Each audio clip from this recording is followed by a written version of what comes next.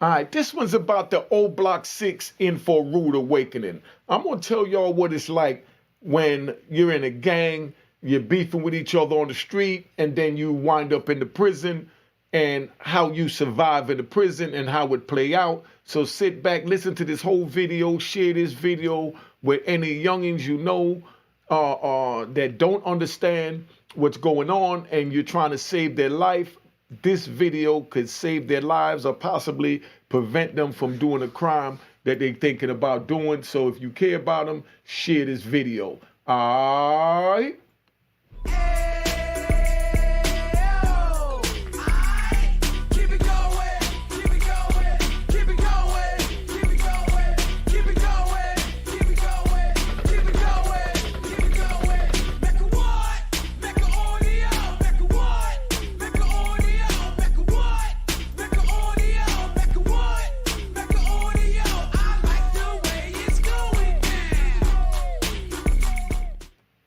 All right, Unique Mecca Audio, man. I'm in Old Block right now. I'm chilling. Let me talk to the people out in Chicago right now and all the other gangbangers that we got going on, right?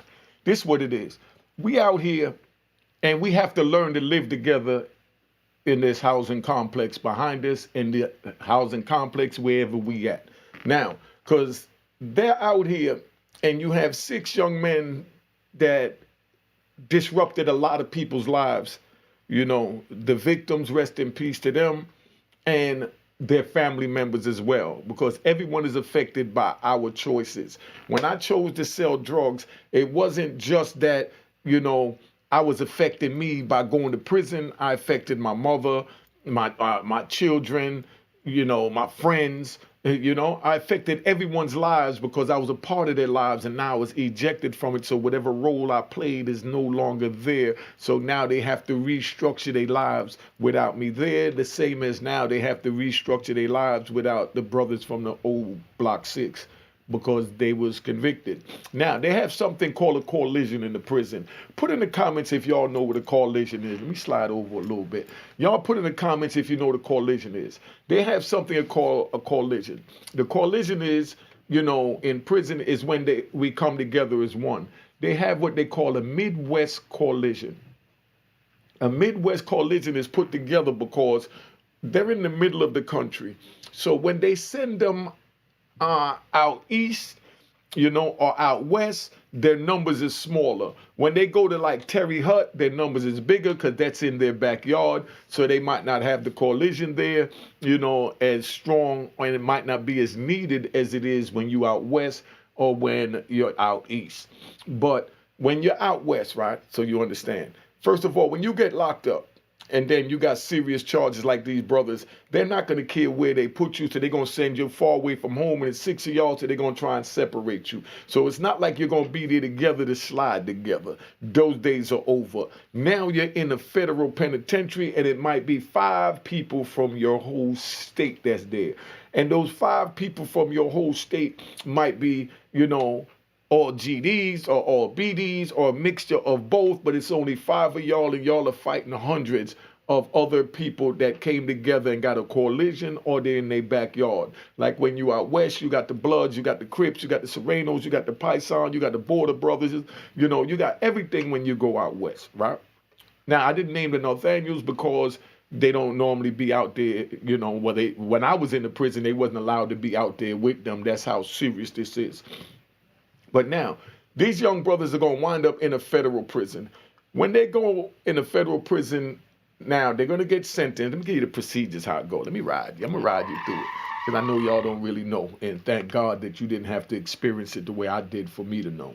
Now, after they get sentenced, then their paperwork is going to go to a place in Texas called Grand Prairie, Texas, which is the main hub for the designation center. When I first got locked up, they had designation centers in every region. Like Pennsylvania had it in Chestnut, you know, New York had it up, you know, wherever, and then California had it, I think, in Dublin, you know, and Atlanta, you know, had it in Maryland. So, but now they put everybody that's in charge of classifying you as far as where you go in one place in Texas, a little town called Grand Prairie, Texas.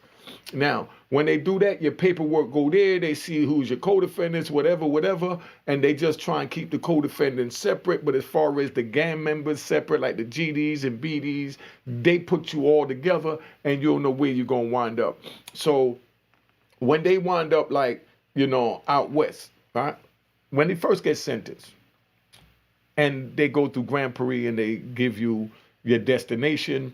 They call what they call the airlift, and then a bus come to the jail, and they bring you in the holding cell, and you bring all your property down. You pack up all your property, and then they take your property and they mail it home, because you're not allowed to take anything from, the city jail, county jail, or any other jail other than a federal prison to another federal prison. So everything they own will be shipped out.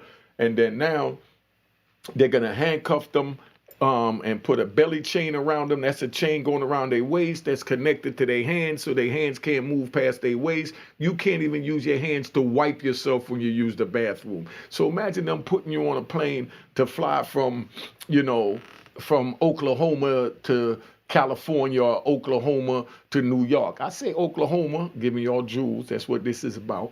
I say Oklahoma because that's the main hub for the transfer center. So anywhere you go, when they, on the West Coast, if you're coming from the West Coast to the East Coast, you have to go to Oklahoma. When you go to Oklahoma, then they put you in a unit and they classify you and they put you on what plane you're going on. And certain days the plane leaves out to go to each different state to take you to whatever prison. But now these old black members, they're going to handcuff them together, shackle them, and they're going to put them in a holding tank. And when they go in the holding tank, they're going to be together. The same ones that's now in prison for killing allegedly and trying to allegedly kill each other. Now you're handcuffed and shackled right next to the op. The same op that you couldn't live with in the free society. Now you're chained up looking at him next to you. And now you got to tell him, where do we go from here? You're chained up. You can't do nothing to him other than spit on him or try and bite him. And that never happens, just to let you know. Because once they get the chains on you, then you realize that it's you against them. Or should I say us against them. So now we have to come together because they got the keys to the handcuffs. They got the keys to the doors. So we don't have anything but each other. And we're standing where? Shoulder to shoulder, when we was just trying to kill each other on the street. You understand what I'm saying? So this is how serious this is. These brothers went and allegedly took another brother's life. And then now, because they had beef on the street, now when they go in prison, they're all going to be like this. Because you get on a bus together, you get on the airlift together, you go in a holding tank together. And then, they may even handcuff you next to each other. So imagine being handcuffed with the ops and now you're going to a new prison. Pun intended. Now, so check it out. They get butt naked together. They take you in a room, and they got these little curtains up, and they tell you to strip down, and then they tell you to bend over and spread your cheeks to make sure you have nothing in there, and your ops is right next to you when you're vulnerable, and you bent over and you spreading your cheeks. That's how serious this is. So I know y'all ain't trying to go through this. Imagine a man that was trying to kill you on the street, and then now you're standing in a room, they just got a little sheet separating you from him. Sometimes there is no sheet. Sometimes you just stand there and you got 5, 6 guys standing up, 5, 6 big European police, rednecks or black house niggas, you know what I mean? Standing there, and they tell you to bend over and spread your cheeks. And your ops is right there while you bending over. What is going on? But yet we was on the street trying to kill each other. Come on, family. We don't want y'all to go through this. That's why I'm doing this video. All right? That's how serious this is. Now, then when you bend over, they tell you to cough. You're supposed to bend over, hold your cheek, and go, that way if you got something in you, it's supposed to fall out. That's what they say, Now, that's like going in one big maternity ward. We're all being birthed together when we go in the federal system. So the beef that we had on the street is no longer there because now we're being birthed together and we're in a big maternity ward in this prison, federal prison system. Now, they'll be locked in a 4x8 cell with their ops.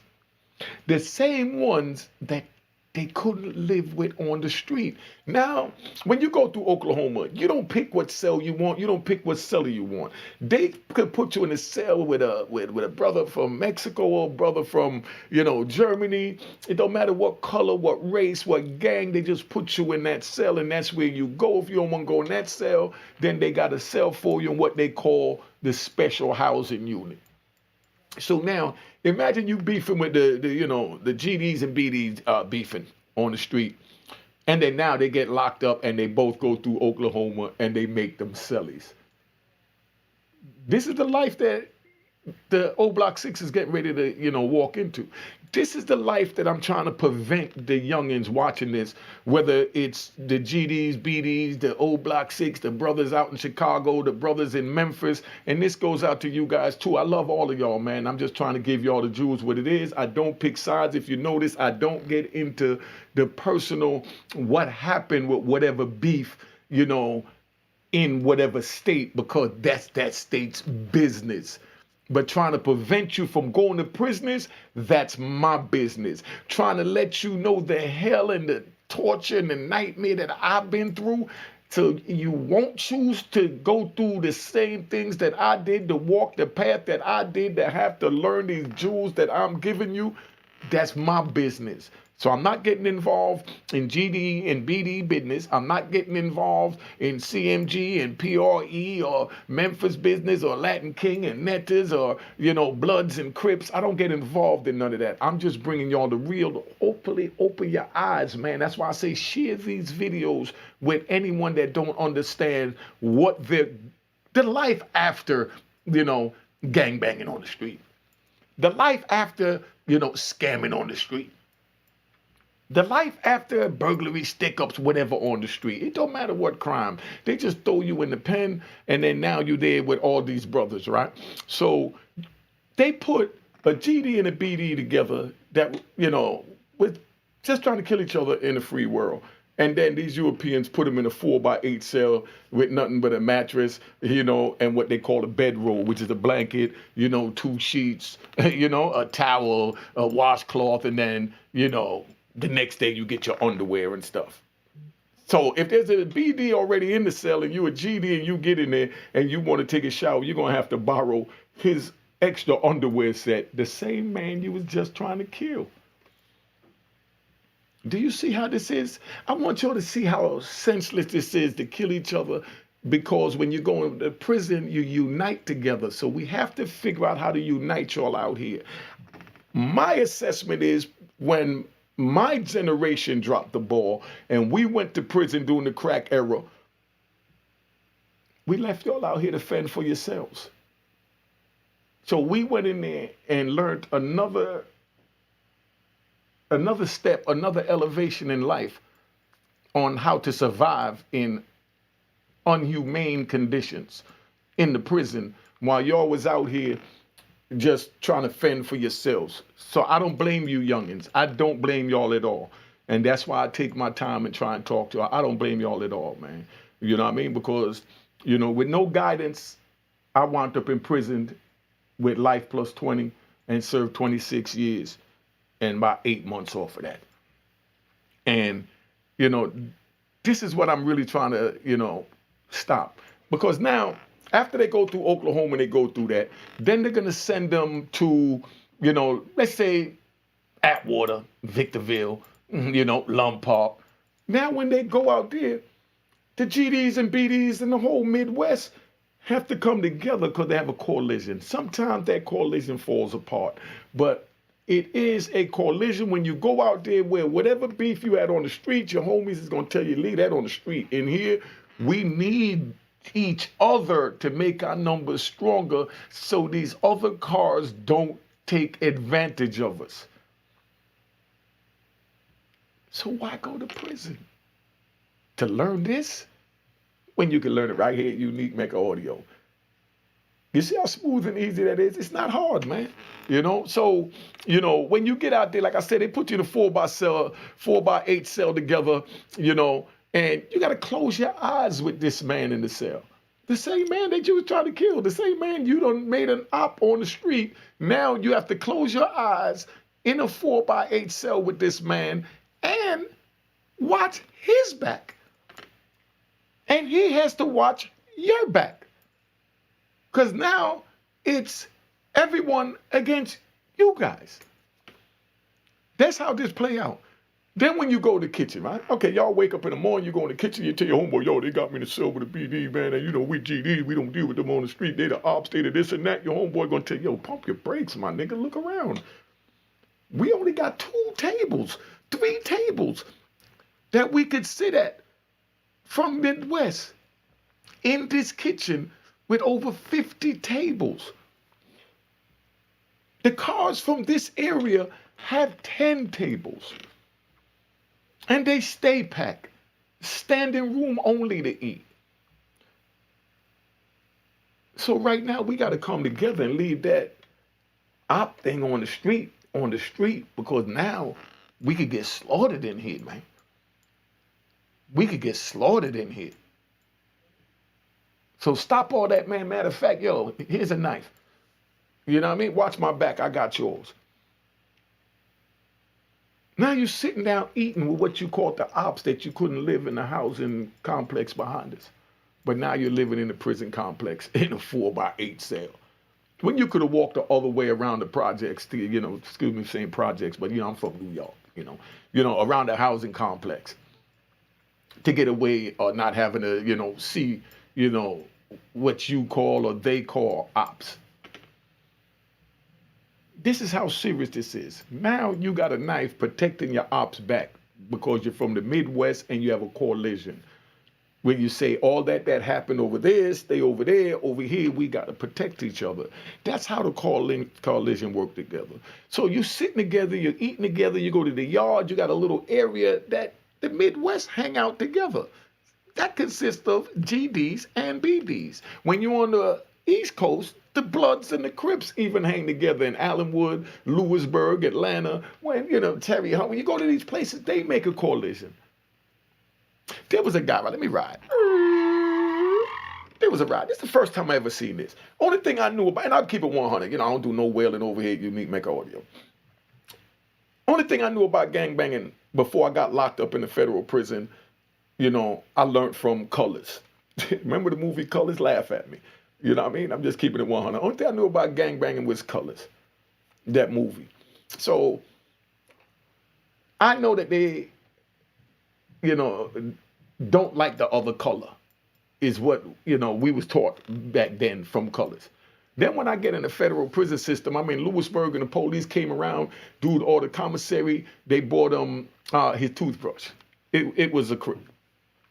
Police bought him a toothbrush and gave him a red toothbrush. This dude blew a gasket. He took the red toothbrush, threw it out the cell, so don't put nothing red in my cell. You know what time it is. I'm a Crip. This is how we moving. I don't have nothing red in my cell. Well, the police was scared to death, threatened to throw feces on the police if he ever brought him anything red in that cell. And I'm sitting there next to him, and I'm listening.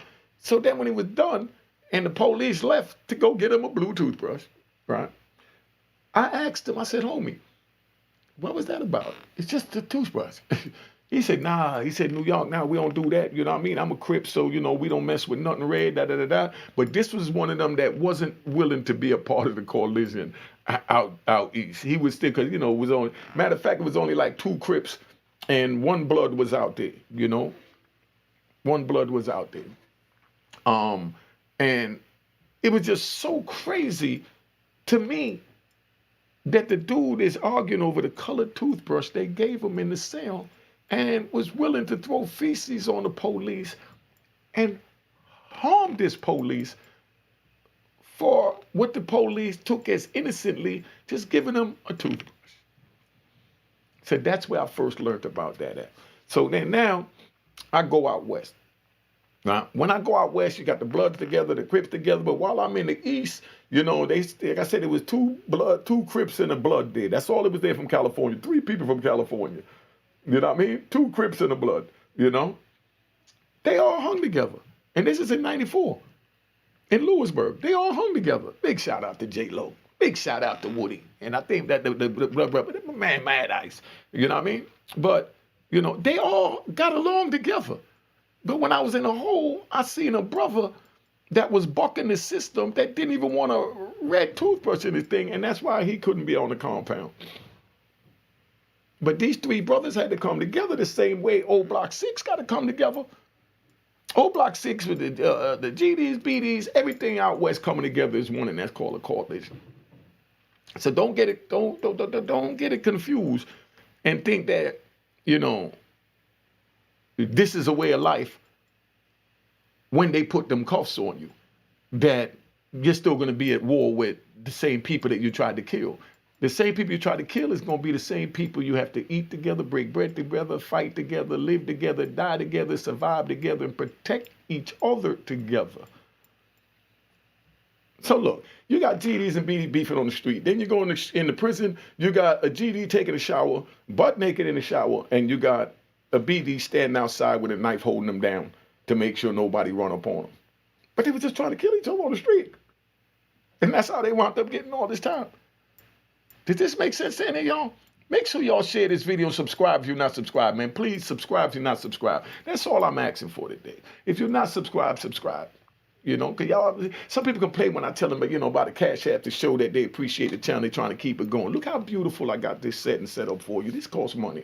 You know, the same way that they donate to the CBS telethon, you know, the Christmas telethon. You give a tip when you go to a restaurant. You give a tip when you go to a bar. You give a tip when you get in an Uber. You know, when you come to YouTube, you watch a brother giving you jewels like this that could probably save your life or save your family member, loved one's life, and then you sit here and say, oh, he's Reverend Ike, and he's begging because he's asking for a Cash App. But the Uber's not asking for a Cash App when it flash up on the screen and say, give him 5 stars, and then they force you and tell you, give a tip, $5, $10, whatever. And sometimes they don't even let you go to the next phase without you even, you know, hitting one or the other or hitting the button, you know? But, you know, everything is a hustle. So where I'm at with this is, these brothers on the street trying to kill each other, but now they have to sit together, eat together, hang together, go to the yard together. They watch each other's backs together. You know, they give each other knives to protect each other from others, because now they have to come together under what they call the Midwest Coalition. You understand? So that's where we are. So now, if a GD get in a problem in the prison, let's say with another race, you know, or another car, the BDs are coming to their rescue. The same ones that they was trying to kill on the street. So you youngins out here, please, my phone number stays on the screen. I do answer the number when I'm available. I definitely sit back and I respond back to the text. I even call back a few people and say, oh man, I can't believe you called me back. You know, because they couldn't believe they even had the number on the screen. And they said, and you called me back. And then I stay on the phone with them for 30 minutes. And all I tell them is, yo, remember my Cash App work. Because I'm not going to put a price on that because I'm giving jewels. But my time is still valuable. I tell them, yo, remember my Cash App work. I don't care if they send me $5, $10. I don't care if they send me, some people send me $200, $300. Some people send me $1. I don't, just show appreciation. And that's why what I'm asking you today is, and remember the Cash App, there's no one in my last name. It's Hall straight. No one. Hit the logo, makes sure say 20, it was created in 2020.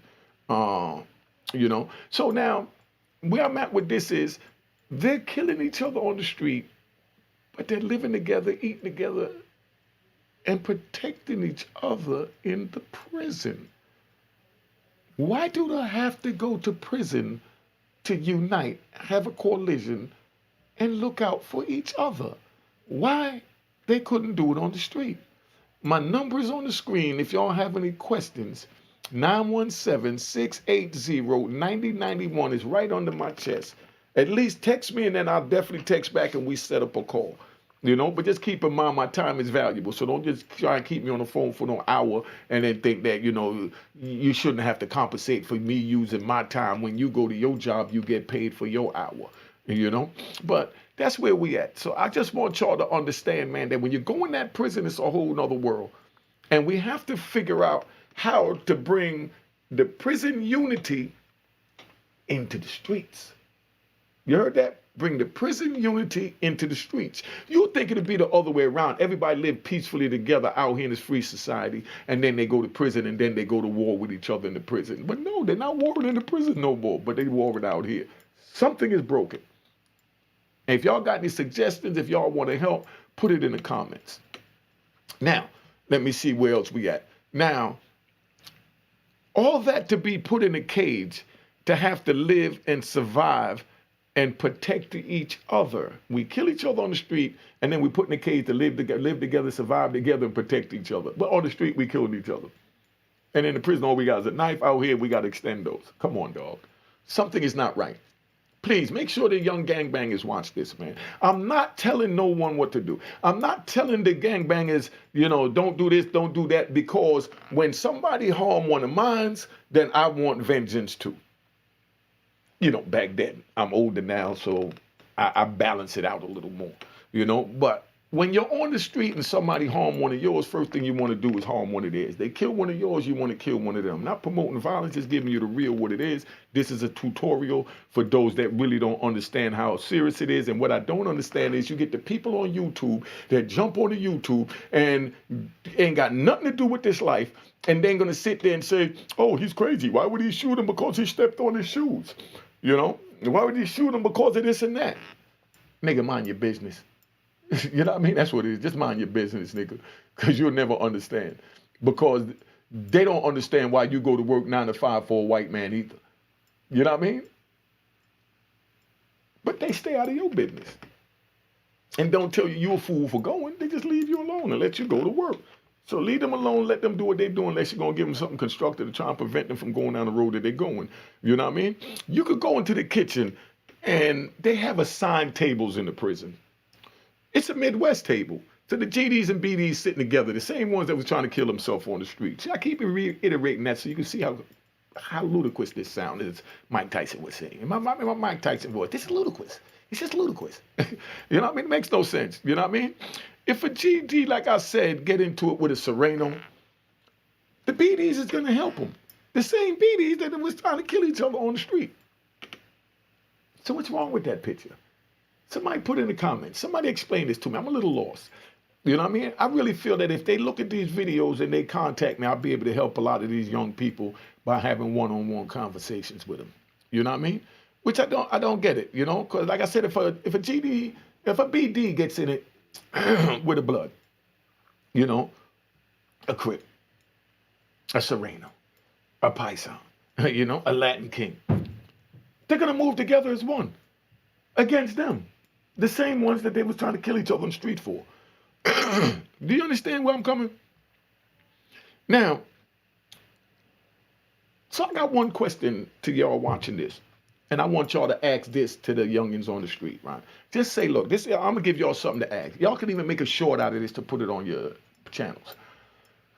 My question is, you asked the youngins, said, I watched Unique Mecca audio.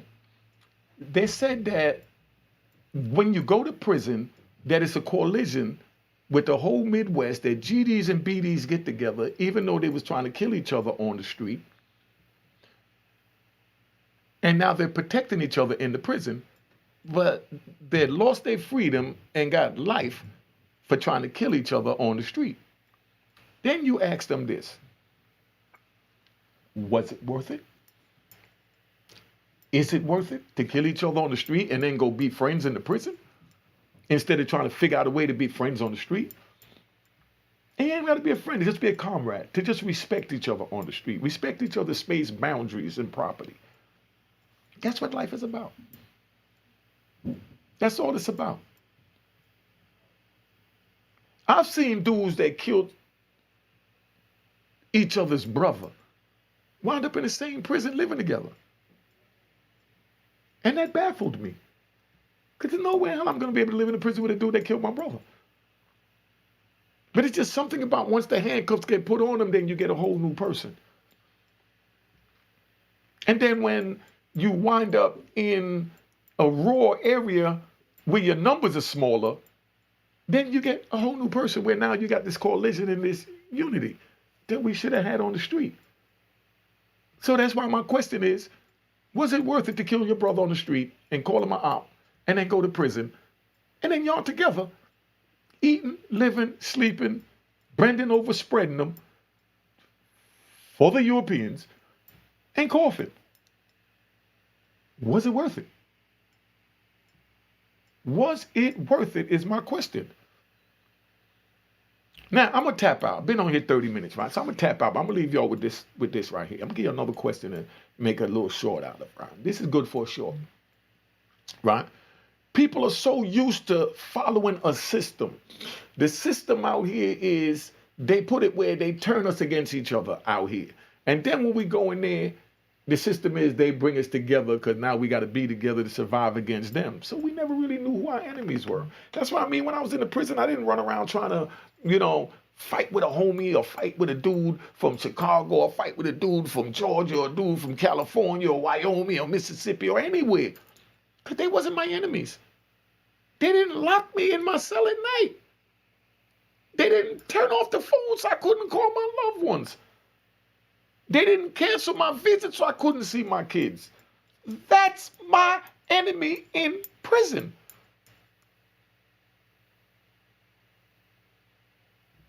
So why come out here, live in a free society, and then you're trying to kill each other?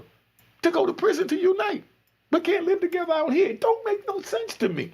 Somebody help me in the comments. But the last thing I want to say right before I go, because I've been only over 30 minutes now,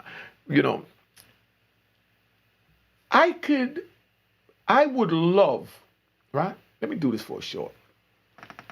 Here we go. I would love to see an interview with one of the old Block 6 in the next 10 years, explaining how they've been living in prison with their ops. I would like to see a video interview with one of the old Block 6 in even 5 years to explain how they've been living and getting along with their ops in prison. And I'm going to ask them, why you couldn't do that out here? Why you had to go to prison to get along with your ops, but out here you can't? Too much freedom, or you're following the system? I'm lost. Somebody give me a thing with that. See, they don't realize that, it's a system. Everything is a system. People see us on YouTube. They see us doing good. Now everybody's saying they want a YouTube channel. They're following a system. There's nothing wrong with that. And that's why anybody I can help that's following the system, that want to get views, want to get subscribers or whatever, holla at me. My channel is for y'all. As long as you're not a rat bastard. And I'm going to explain that because somebody hit me up and I had a conversation with them. When I say rat bastard, a person tell that's on him. Boom, stay over there and I know who you are. But when you tell, and then you tell a person, no, I didn't tell, I'm not a rat, I never did this, I never did that. Now you're being a bastard. A bastard is two mixed breeds. Two different breeds. So you want to be a criminal, and not tell. And then you want to break the law, and then you want to tell. Put them together, you got a rat bastard. You know what I mean? But if a dude can't do the time, not into it for whatever reason, decide to tell, that's on him. So I'm not on no don't snitch. I don't even do all that crap. All I'm saying is let a person know who you are, because you wouldn't want, a wolf to come up to you in a sheep's clothing, looking like a sheep, and then you go to pet him, and then he bites your arm off and eats your dumb ass. It's the same way when one of these rat bastards come around you saying that they ain't never tell. They would never tell, and then you go in the car with them, and then you get pulled over, and first thing they say is his gun before they even find the gun. The gun is on the seat. It's right there. He seen him put it there before he got in the car. Whoa, I thought you said you was a man. You know what I mean? Yeah, I am when it's convenient. It was convenient to get in the car and get money with you, but now that we have a problem and the police is involved, it's more convenient for me to, just be a bastard. All right? Now, on that alone, I'm going to tap out. Make sure you subscribe if you're not subscribed, and share this video, man. Share this video, man. All right? Anybody gangbanging in the street or whatever, that don't know what they're going to expect when they go on the inside, or they fight with their homies on the outside, make sure you show this video so that they know what time it is, man. This is not a joke. That's why I didn't even bust my gun today. You see, today was a good day. I didn't even bust my gun, but I still got to. All right? Cheers, cheers, toast the crime, toast the crime, the crime, the crime, the crime. What?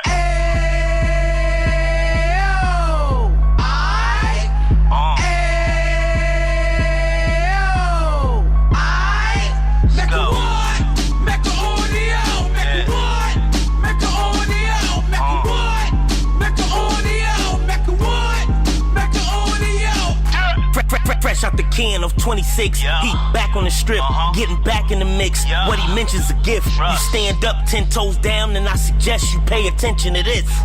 Take a little gully posse and put it in Harlem. He cut from the bottom, came up from the bottom. Drop the book, you should go and get it. The Instagram page and the YouTube, you could go and visit. Then you could consider yourself LinkedIn. Sit front row and get Jews from a kingpin. How he went through it, so you ain't gotta go do it. To not pay attention would be stupid. Talking about a man that probably put your grandfather on. Probably the reason that him and your grams got along. A man that generated millions on the block, did his time, never squilling to the cops, Mecca audio.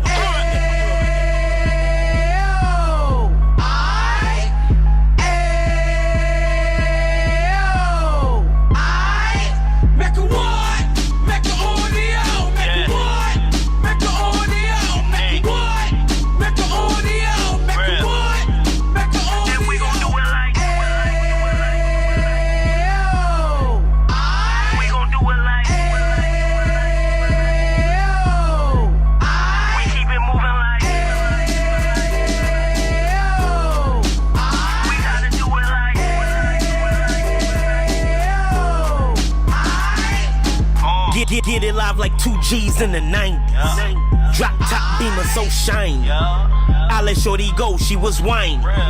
Treat her like my past, she behind me. Spend a couple bands on the Dapper Dan. You be back again, getting green like a Packers fan. No cap, it's a roaring uptown. They be whoring uptown, Dominican bust downs.